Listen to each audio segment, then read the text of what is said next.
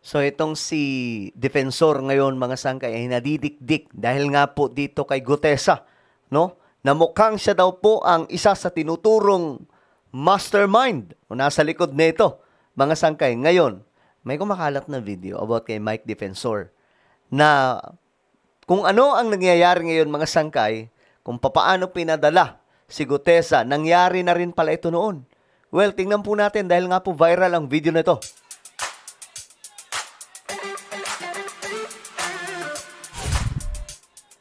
Yo guys, magandang oras po sa inyong lahat. Ako muli ito, si Sangkay Janjan, nagbabalik dito sa ating YouTube channel. At ito nga po mga Sangkay, may kumakalat po kasing video kung saan binulgar dito yung totoong mga ginagawa di umano ni Mike Defensor. Kung papaano daw na nagpapadala mga Sangkay ng mga peking witness, nagpapadala ng mga peking testimonya. Nako, marami po mga Pilipino ngayon ay magugulat. Anyway, bago tayo magtuloy-tuloy, sa mga hindi po dyan nakakapag-subscribe dito sa YouTube, makikita nyo po yung subscribe button sa baba ng video na to. I-click nyo lamang po yung subscribe, i-click ang bell, at i-click nyo po yung all. At sa mga nanonood naman po sa Facebook, huwag nyo pong kailimutan na i-follow yung ating Facebook page. Okay, eto na, simulan na po natin mga Sangkay. Kasi Ito yung video na kumakalat ngayon. Kung saan inilatag dito yung kung papaano mga Sangkay nangyari na rin po ito noon.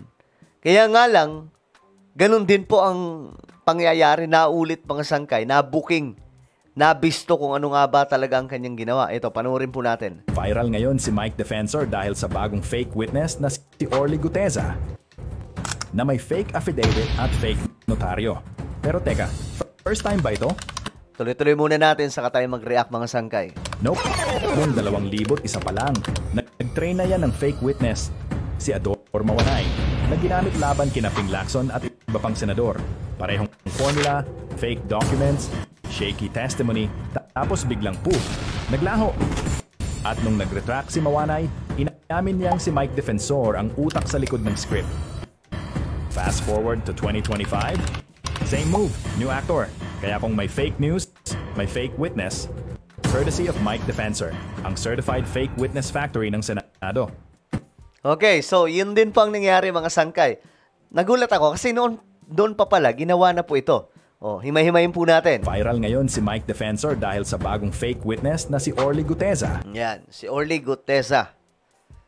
Napansin nyo mga Sangkay, nung pinadala po ito sa Senado, mas memorize pa po ni Marcoleta yung kanyang sinumpaang salaysay. Hanggang sa umabot sa punto na bad trip na po itong si Marcoleta, hindi na po nakatiis, tumayo. Pinuntahan na po itong si Orly Gutesa. Sabi doon, bakit hindi mo binabasa itong pahinang to? Bakit yung paragraph na yan, bakit nilalaktawan mo? Basahin mo yan. So, parang ang dating mga Sangkay, hindi kabisado ang script ni Gutesa. Ngayon, eto na. Na may fake affidavit at fake notaryo. Yan pa lang mga Sangkay, yan po yung usap-usapan ngayon. Kaya nga po, sa susunod na hearing sa Senate Blue Ribbon Committee, no, kasi malamang marami na naman po itong pasabog kasi magbabalik na naman po si Lacson. Isa sa hinahanap ngayon itong si Orly Gutesa. Ngayon, yung notaryo nito mga Sangkay, pineke po ang perma. Na pinangangatwiran dito nila Mike Defensor na okay lamang po yun. Kahit peke yung perma doon ng lawyer, okay lang daw po yun. Ang mahalaga naman po doon daw yung kanyang salaysay doon sa Senado. Ang bira. Unang-una pa lang, yung proseso pa lang, hindi na dumaan sa tama, alam nyo lang may problema eh.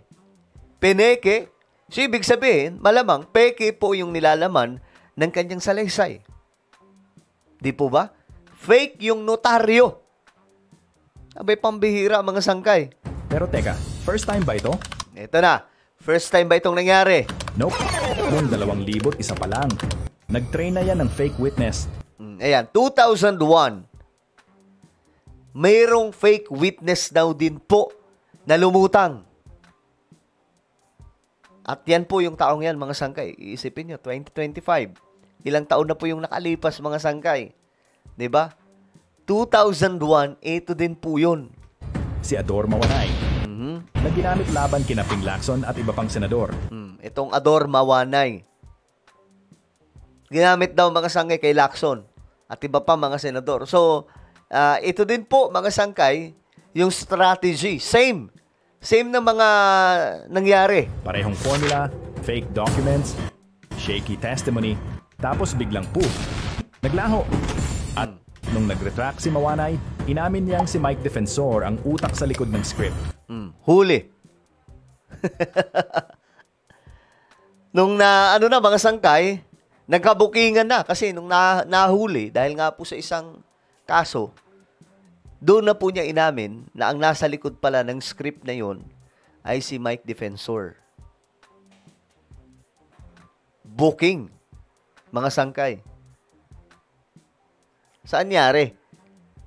Ito na naman po tayo, 2025, same na naman po ng strategy, magkaiba lang ng script, magkaiba lang ng istorya, pero same ang utak, mga sangkay. Same strategy, same tactic, mga sangkay. Kaya nga po, wag tayo basta-basta maniniwala. Ako man, mga sangkay, gusto ko rin po malaman ang katotohanan tungkol po dito kay Romualdez, kung involved ba talaga siya. Kasi, siyempre, parang napaka-imposibleng hindi dahil nga po siya ang speaker. Tapos, kumbaga, tauhan lamang po niya doon si Zaldico. So, kung ano po ang ginawa ni Zaldico, pwedeng mas malala yung kanya. Diba? Pero, siyempre, kailangan pa rin po doon ng ebidensya. Mahirap kasi mag-conclude, mga sangkay. Mahirap tumuldok sa hindi po tayo sigurado. Tama, mga sangkay? Sa hindi po tayo sigurado. So, ngayon, ang tanong dito, mga sangkay, makikita pa ba natin si Gutesa na ngayon ay nawawala? Ito kasi nahuli, mga sangkay. Fast forward to 2025. From 2001, 2025 na. Ito na naman po tayo. Ginamit na naman po yung strategiya na yon. Same move, new actor. Kaya kung may fake news, may fake witness, courtesy of Mike Defensor, ang certified fake witness factory ng Senado. Grabe, no? Ang tindi ng ginagawa nila ngayon, mga sangkay. Okay naman po yung mangdiin eh. Okay yung may ituturo, pero sana naman po wag natin pipikiin yung mga ebidensya, yung witness, yung notaryo, at lahat na. Kasi kung mali na sa umpisa, alam nyo na yung dulo niyan. Mali din. Di po ba, mga sangkay? Ako gusto ko malaman ng totoo dyan. Kaya nga lang, ang problema dyan, nasaan na po si Gutesa? Ayan, no? Yan si Defensor. Yan ang secret na spy ni Marcoleta. Professional talaga tanim fake witness. Muli na namang nagparamdam si Mike Defensor, sabi dito. Ngayon sa gitna ng flood control fund scandal, sa halip na makatulong sa investigasyon, tila nilalason niya ang isipan ng publiko sa pamamagitan ng mga huwad na kwento. O ayan na, mga sangkay. Ang bihira. Nakakahiya kayo. Kasi doon, mga sangkay, sa salaysay ni Gutesa, ano ba sa pangalan po doon? Si Zaldico at itong si Romualdez. Isipin nyo, mga sangkay, may bilyon-bilyon daw pong pera, binilang po nila. Ng isang gabi o isang araw lang yun. Walang machine. Kamay lang. Bilang. May nawala ba kayo doon, mga sangkay? Kung gusto nyo talaga mapanagot ang mga involved sa ghost projects, yung totoong witness dapat ang kinukuha. Exactly. Dapat yung totoong witness. Dahil kahit totoo ang bintang nyo, pero palsipikado naman ang witness nyo, sigurado talo kayo. Nagpapagod lang kayo at nagiging katatawanan kayo, kagaya ng witness nyong si Gutesa. Yun naman po talaga, mga sangkay. Tayo gusto natin mapanagot yung mga yan eh. Pero siyempre, kailangan natin ng totoong witness. Huwag tayong gagawa ng tanim witness, anak ng toko. Maghanap tayo ng totoo. Walang hiya talaga tong si defensor na to. Hindi ka ba nahihiya sa Pilipinas? Ay, nako po. Well, ayan po, nagkabukingan ng mga sangkay. Pero sana po, mahanap pa pong buhay itong si Gutesa. Kasi ngayon, nawawala daw mga sangkay para po magkaalaman na. Ano po ang inyong opinion? Comment down below. Meron po tayong YouTube channel, Sangkay Revelation. Hanapin nyo po ito ngayon sa YouTube. Kapag nakita nyo na, i-click nyo po yung subscribe, i-click ang bell, at i-click nyo po yung all. Ako na po ay magpapaalam. Mag-iingat pong lahat. God bless everyone.